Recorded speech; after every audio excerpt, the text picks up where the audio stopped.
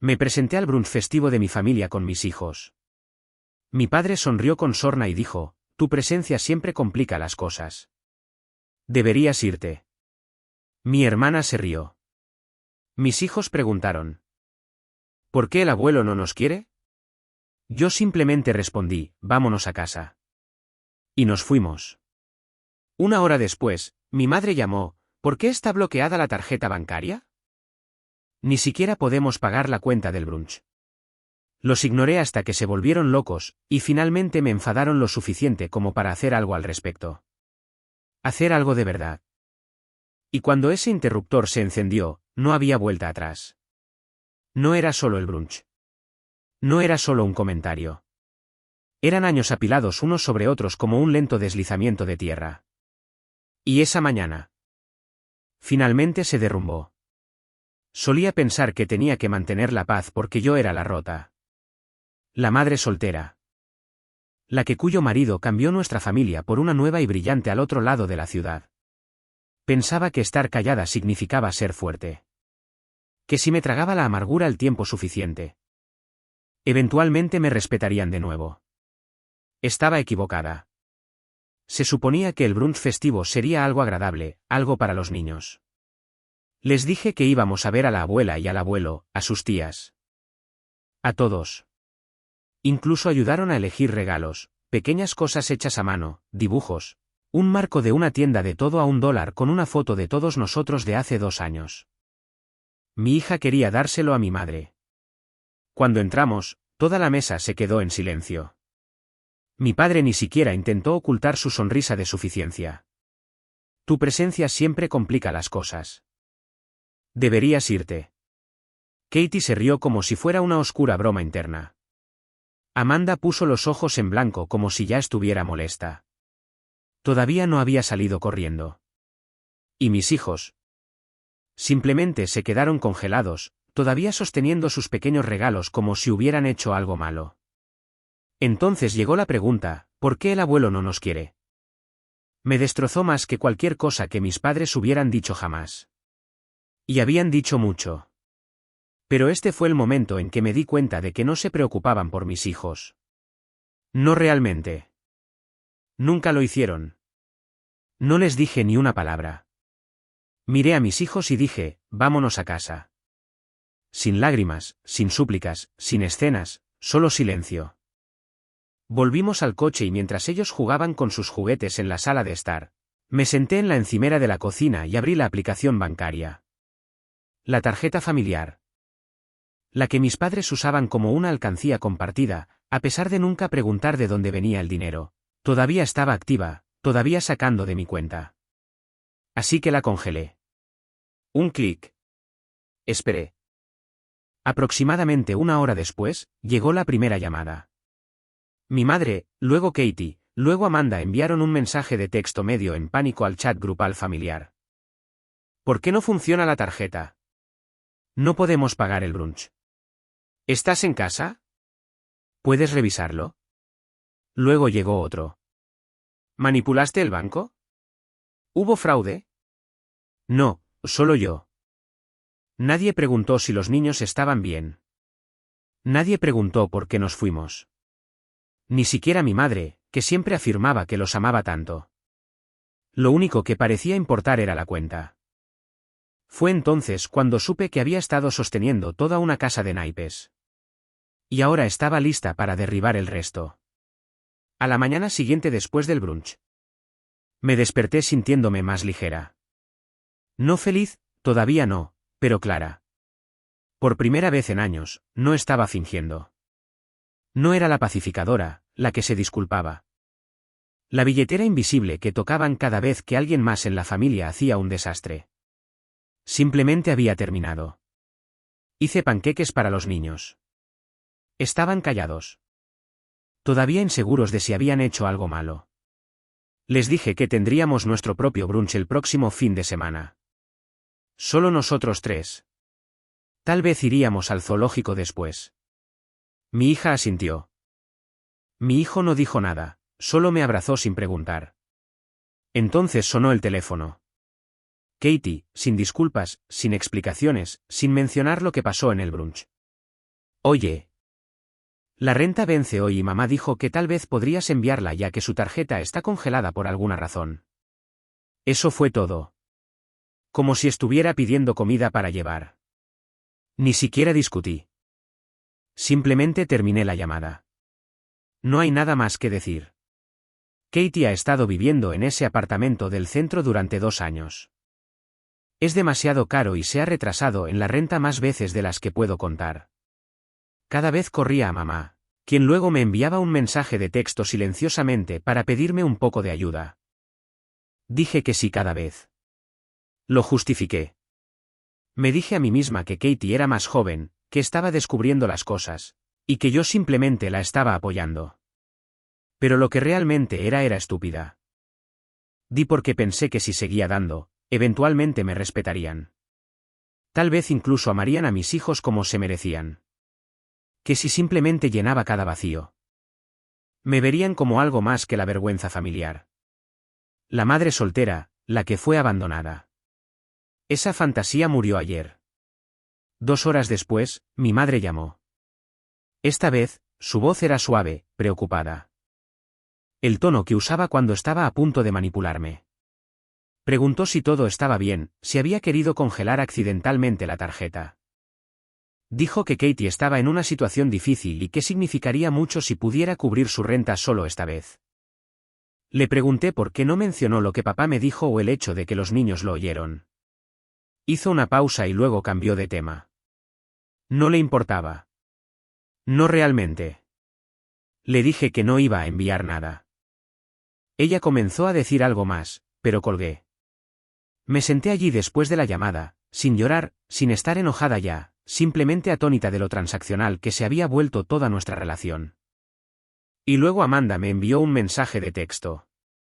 Dijo que no estaba tomando partido, pero que congelar la tarjeta hizo que todo el brunch fuera incómodo. Y que podría haber hablado con ellos en lugar de hacer una escena. En realidad usó esas palabras, como, hice una rabieta en lugar de salir silenciosamente con 2 niños confundidos y humillados. La que pidió prestados $1.800 la primavera pasada para reparaciones urgentes del automóvil y juró que lo devolvería después de su ascenso. La que se fue de vacaciones un mes después y nunca más mencionó el dinero.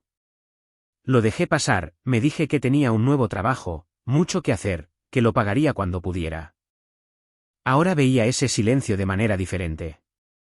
Todos asumieron que simplemente me tragaría la falta de respeto una y otra vez porque siempre lo había hecho.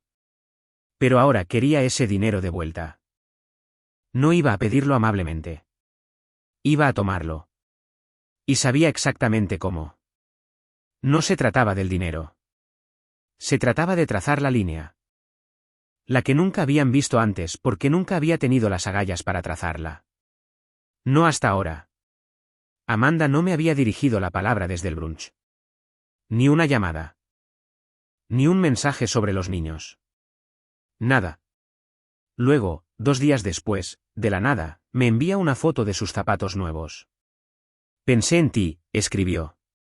Me quedé mirando la pantalla durante un largo segundo. Zapatos de diseñador. El tipo que solía decir que eran demasiado caros. A menos que la estuvieran invitando. Definitivamente se había dado un gusto esta vez. Me desplacé hacia arriba en nuestra conversación hasta que llegué a ese mensaje de hace meses. Aquel en el que prometía que me devolvería los $1.800 que me pidió prestados. Había llamado llorando ese día. Dijo que su auto no arrancaba y que el mecánico dijo que todo el sistema eléctrico necesitaba ser reemplazado. No quería contárselo a mamá o papá porque ya estaban estresados por los problemas de dinero de Katie. Prometió que me lo devolvería después de su ascenso. Incluso me envió un emoji de corazón. Eso fue en abril. Lo dejé pasar durante meses. Nunca lo mencioné porque éramos familia y no quería ser esa persona. Pero ya había terminado de ser esa persona. Así que abrí mi aplicación bancaria y envié una solicitud formal de $1.800. Sin mensaje, sin explicación, solo el número y la fecha de vencimiento, hoy. 5 minutos después, me envió un mensaje. ¿Estás bromeando ahora mismo? No, lo siento, lo olvidé. No podemos hablar. simplemente indignada de que finalmente hubiera trazado una línea. No respondí. No tenía que hacerlo. Ya había hecho otros planes. Llamé a la agente de viajes con la que solía trabajar hace años y le pregunté si había alguna oferta de última hora para un resort de playa. Nada enorme. Solo un lugar cálido con una piscina y espacio para que los niños respiraran. Encontró una acogedora suite tipo cabaña en un lugar familiar con un centro de actividades para niños. Tours de delfines, de todo. Me costó $1,682, y lo pagué con el dinero de Amanda en el momento en que finalmente lo envió. Sin agradecimiento, por supuesto. Sin disculpas. Solo una transferencia fría como si estuviera saldando una deuda comercial. Tal vez lo estaba, porque ya había terminado de fingir que éramos algo más que eso. Esa noche, mientras empacaba las maletas de mis hijos, me di cuenta de algo. No me había sentido tan emocionada en años. Eran nuestras primeras vacaciones de verdad. Sin culpa, sin textos familiares incómodos. Sin silencios tensos. Solo yo y las dos personas que nunca me hicieron sentir que no era suficiente. No publiqué nada en las redes sociales. No le dije a nadie. Quería que se enteraran de la misma manera que yo tuve que enterarme. Nunca me vieron realmente como una de ellos. Lenta, dolorosamente, sin previo aviso. Que se queden ahí preguntándose por qué no estaba respondiendo a sus textos pasivo-agresivos. Que adivinen dónde estábamos mientras se apresuraban a averiguar quién iba a pagar la renta de Katie el próximo mes o por qué mamá no podía pedir comida con la tarjeta familiar. Ya no era su muleta. Ya no era su donante secreta. Me había ido. Y cada vez que cerraba una maleta, me recordaba a mí misma, esto no es venganza. Esto es reparación. Aquí está la parte 4 de la historia de Megan con una nueva capa de tensión y un giro inesperado. Parte 4, las fotos que no debían ver. La mañana del viaje. Me desperté antes que los niños y simplemente me senté en el borde de la cama mirando la maleta. Todavía no podía creer que realmente lo había hecho. Reservé unas vacaciones. Corté la correa financiera, recuperé mi parte. Se sentía surrealista, como si estuviera tomando prestada la vida de otra persona por unos días. Dejé mi teléfono en silencio, metido en mi bolso. Cualquier drama que estuvieran cocinando en casa podía esperar. Aterrizamos justo después del mediodía. Aire cálido, palmeras, el sonido de las olas en lugar de tensión. Los niños corrieron directamente a la playa como si hubieran estado esperando toda su vida. Les tomé una foto de pie en el agua y sonreí. Sonreí de verdad por primera vez en lo que se sintió como una eternidad. Más tarde esa noche, después de que los niños se durmieran, cedí y revisé mi teléfono. Una docena de llamadas perdidas. Principalmente de mamá y Amanda.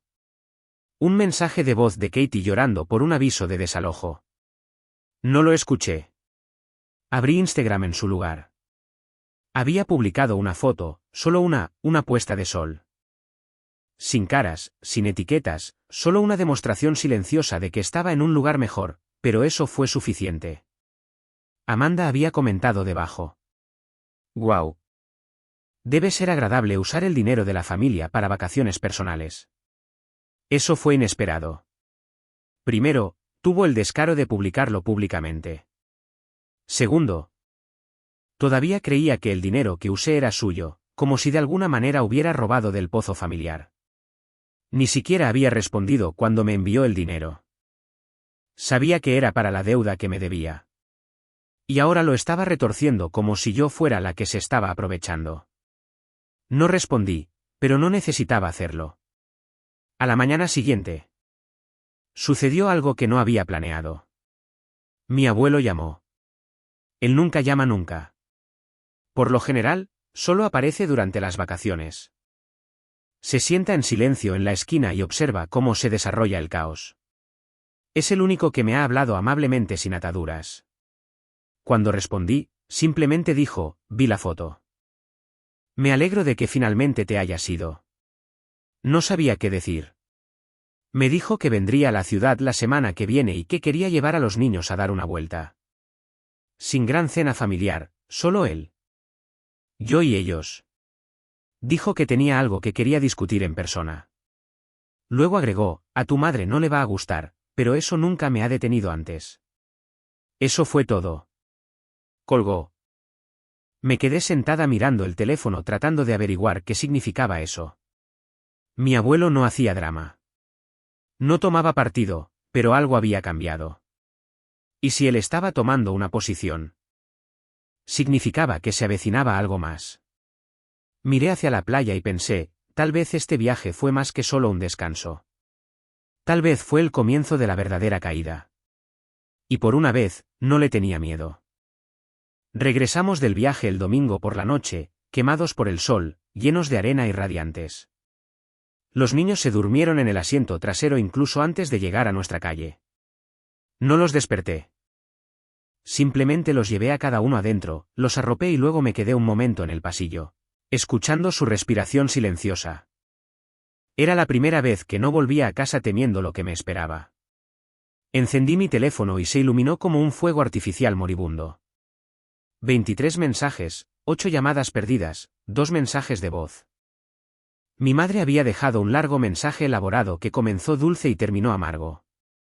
Amanda había enviado una serie de mensajes de texto alternando entre fingir que no había pasado nada y acusarme de arruinar la dinámica de la familia. Katie había pasado de, por favor llámame, a de todos modos no necesito tu ayuda en menos de una hora. Ninguno de ellos preguntó cómo estaban los niños. Ninguno de ellos preguntó si lo habíamos pasado bien. Lo único que les importaba era el cambio, el repentino vacío silencioso donde solía estar mi apoyo. Ignoré cada mensaje. Ni siquiera abrí los mensajes de voz. A la mañana siguiente, sonó el timbre. Revisé la cámara y parpadeé. Era mi abuelo. No había llamado. Nunca lo hacía. Simplemente apareció como siempre lo había hecho cuando sabía que algo andaba mal, pero no quería hacer una escena al respecto. Entró, asintió una vez y se sentó a la mesa sin decir mucho. Nos hice café. Los niños todavía estaban durmiendo y por una vez la casa se sintió como un lugar donde él también podía respirar. Escuché sobre el brunch, dijo. Eso fue todo lo que dijo al respecto. Sin sermones, sin consejos, solo reconocimiento. Luego me entregó una carpeta manila gruesa. Hice algunos cambios. No se los digas, el abogado lo hará. Dentro había páginas que ni siquiera podía procesar al principio. Un fideicomiso, uno que solía dividirse equitativamente entre mi mamá, Amanda y Katie, ahora estaba solo a mi nombre. $300.000. Dijo que había estado observando durante años. La forma en que me hablaban, la forma en que trataban a mis hijos, la forma en que siempre esperaban que yo recogiera la holgura. Pero nunca dijeron gracias ni una sola vez. Solía pensar que lo superarían, dijo. Pero ahora sé que no lo harán. Se levantó para irse, y justo antes de abrir la puerta, se volvió hacia mí. No eres la débil. Simplemente eres la única a la que no pudieron controlar. 3 días después, se enteraron. Amanda fue la primera en intentar un enfoque suave. Envió un mensaje preguntando si quería ir a almorzar. Solo nosotras dos, sin drama. No respondí. Katie dejó una nota de voz sollozando. Hablando de lo estresada que había estado últimamente y de cómo extrañaba tener a su hermana mayor para hablar. La bloqueé. Mi mamá envió una foto de mis hijos cuando eran pequeños, luego escribió. Dejemos el pasado atrás. Me encantaría llevarlos a comer helado. No respondí porque no se trataba de reconciliación. No se trataba de amor. Se trataba de la proximidad al dinero. No se sentían mal por lo que habían hecho. Lo sentían por lo que podrían perder. Y cuando se dieron cuenta de que la puerta estaba cerrada, ya estaban afuera. Esto no era venganza. No me jacté. No anuncié nada. Simplemente seguí viviendo. Y esa fue la parte que nunca esperaron. Porque cuando alguien deja de intentar ser aceptado, no queda nada que puedas quitarle. Siguiente. Y añade un poco de intriga. Chachipit. Aquí está la parte 6. La parte final de la historia de Meghan con una capa de intriga para cerrar el arca. Parte 6. Pensaron que me esperarían. Para la semana siguiente, el silencio de mi parte debió comenzar a sentirse amenazante para ellos. Fue entonces cuando comenzaron los rumores. Amanda le dijo a alguien.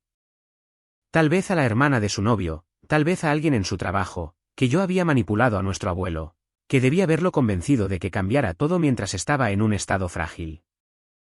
Incluso insinuó que podría haber falsificado algo. Me enteré por un amigo de un amigo.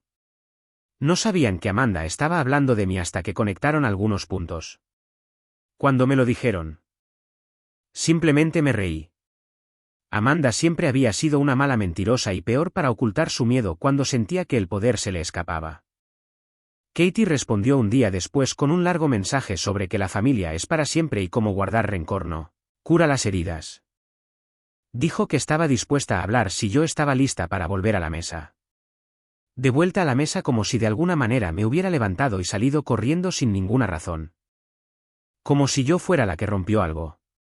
Luego vino la carta, una carta real de mi madre, doblada cuidadosamente, enviada por correo a mi casa, escrita con una escritura cuidadosa.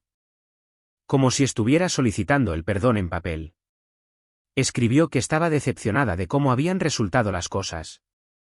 Que esperaba que supiera que nada de esto era personal y que le gustaría tener una reunión privada conmigo para discutir el futuro de la familia.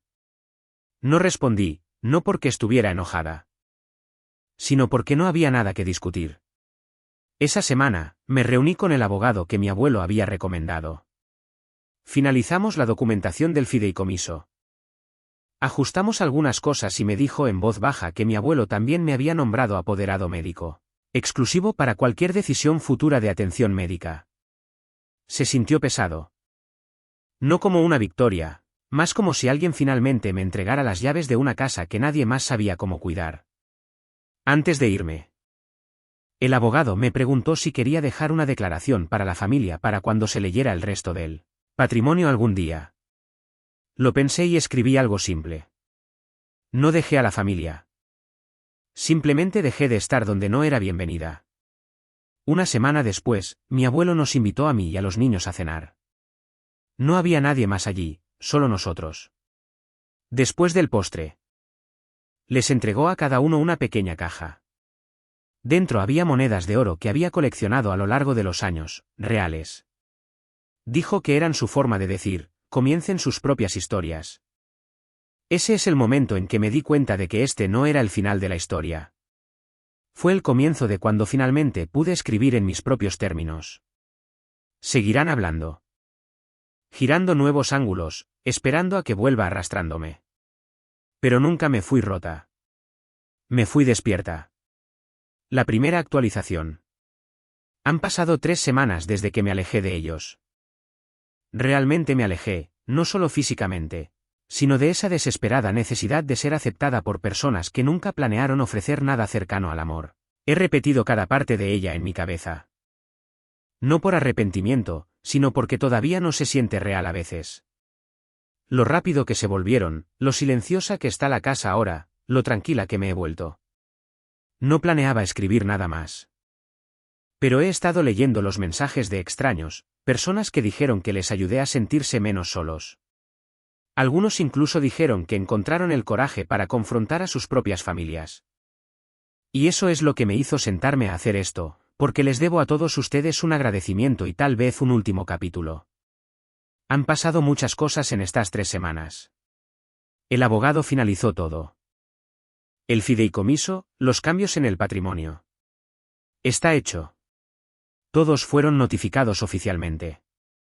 Amanda, Katie, mi mamá. No necesitaba estar allí para nada de eso. No quería estarlo. Amanda me envió un largo correo electrónico el día después. El tono era profesional, como una negociación legal. Dijo que estaba decepcionada de cómo se manejaron las cosas y preguntó si estaría abierta a una conversación fuera de los abogados. No respondí. Lo siguió con un mensaje diciendo que solo quería claridad sobre lo que el abuelo le prometió. Como si algo de esto fuera suyo por derecho. Katie no se puso en contacto. Pero sé por alguien que todavía habla con ella que se ha mudado con un amigo después de no pagar la renta. Supongo que pensó que mamá lo cubriría de nuevo. Y por una vez, mamá no pudo. Hablando de mi madre, vino a mi casa, se estacionó afuera durante más de una hora. Simplemente se quedó sentada mirando el porche. Probablemente esperando que saliera y jugara a la pacificadora una vez más. No tocó. No salí. Observé desde detrás de la cortina hasta que se fue. Envió una carta al día siguiente. Una real enviada por correo a mi puerta. Dijo que estaba triste, dijo que estaba siendo influenciada y dejando que las viejas heridas supuraran. Escribió que la familia es más grande que el dolor y me pidió que fuera para que pudiéramos restablecer. No hubo disculpas, no por lo que mi papá dijo frente a mis hijos, no por reírse con Katie. No por dejar que Amanda pretendiera que su deuda conmigo nunca existió. Solo más redacción cuidadosa diseñada para protegerse a sí misma. Destrocé la carta sin leerla de nuevo. Mi abuelo ha cumplido su palabra. Hemos cenado juntos 2 veces por semana. Le está enseñando a mi hijo a tallar pequeños rompecabezas de madera y mi hija lo llama su abuelo del viaje a la playa. No menciona al resto de la familia y yo no pregunto por ellos. No se dice, pero ambos sabemos lo que se perdió y lo que finalmente se protegió. En cuanto a mí, he estado viviendo la vida real. No la supervivencia. Inscribí a los niños en clases de natación. Pinté nuestra sala de estar de un verde suave que se siente como volver a empezar. Incluso hice planes para otro viaje la próxima primavera a algún lugar con montañas esta vez. Todavía tengo momentos. Momentos tranquilos a altas horas de la noche en los que me pregunto si debería sentir más culpa. Cuando recuerdo como durante la mayor parte de mi vida adulta. Pensé que mantener la paz significaba dejarme destrozar un poco más cada año. Pero luego pienso en la forma en que mi hija me miró en la playa, tomándome de la mano. Y sonriendo como si el mundo estuviera abierto de nuevo. Y sé que tomé la decisión correcta. Entonces, ¿es este el final de la historia? Tal vez. No sé si habrá más actualizaciones. Algo sucede. Tal vez vuelva aquí. Tal vez no. Pero por ahora, esta es la última página. A todos los que siguieron esto, que se tomaron el tiempo para preocuparse, para comunicarse, para compartir, gracias. Me recordaron que alejarse no es rendirse. Finalmente es elegirse a uno mismo.